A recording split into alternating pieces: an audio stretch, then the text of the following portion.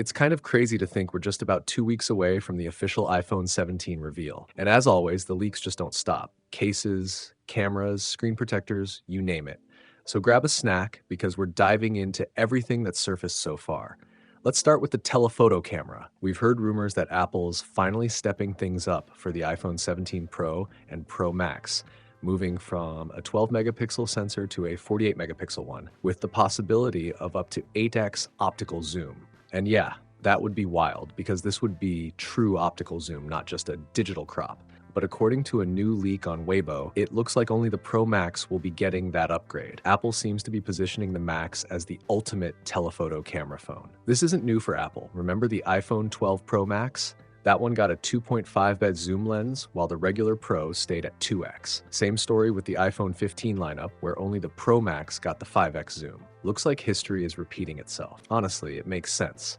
A telephoto lens that shifts from 5x to 8x needs more physical space, and the Max is the only model that can handle it. What's odd is that leaks suggest the smaller iPhone 18 Pro might get it next year. Why not now? No idea. Now here's something different. Antennas. Not the most exciting topic, but Apple is reportedly moving them from the frame to around the camera bump. The reason? Better signal reception. Think faster 5G, lower latency, and a cleaner frame without those little cutouts. It also frees up a tiny bit of internal space, maybe for extra battery or cooling. On the design side, leaked screen protectors basically confirm the iPhone 17 lineup sizes. Both the standard 17 and the 17 Pro are sticking with 6.3-inch displays. The new iPhone 17 Air slots in at 6.66 inches, and of course, the Pro Max remains massive at 6.9 inches. No big surprises there, but the Air does seem like a nice in-between option. Cases have also leaked. Apple's reportedly moving away from its regular silicone cases and introducing something called liquid silicone. They'll have a matte texture, feel softer in the hand, and even feature lanyard holes in the corner. Though in true Apple fashion, the lanyard itself will probably be sold separately. Color options look fun this year too. Orange, green, purple, blue, gray, black, plus some seasonal shades later on. And if you hated those fine woven cases everyone complained about,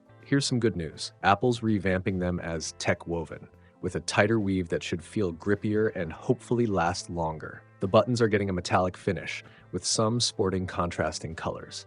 Better than fine woven? Hard to say. Honestly, I still miss the old leather cases. Third-party case leaks also show a redesigned MagSafe ring on the Pro models.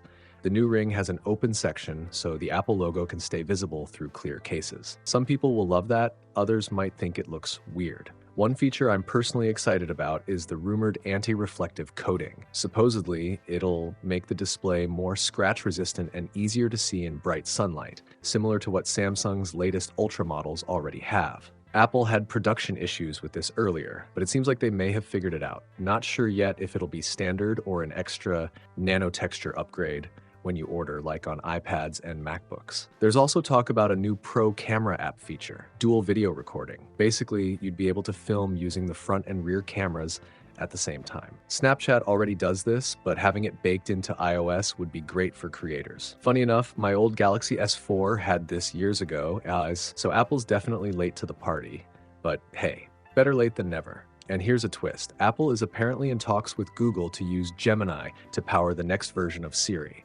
Yeah, Apple might hand over its voice assistant to its biggest rival. Honestly, it shows just how far behind Siri has fallen. Back in 2011, with the iPhone 4S, Siri was ahead of its time, but today it feels outdated compared to the competition. Maybe partnering with Google is the only way forward. So that's the latest on the iPhone 17 lineup. Telephoto exclusives, antenna changes, new cases, possible anti-reflective displays, dual video recording, and maybe even a Google-powered Siri. The big question is, are these upgrades enough to make you switch, or are you planning to skip the iPhone 17 entirely? Let me know what you think down in the comments.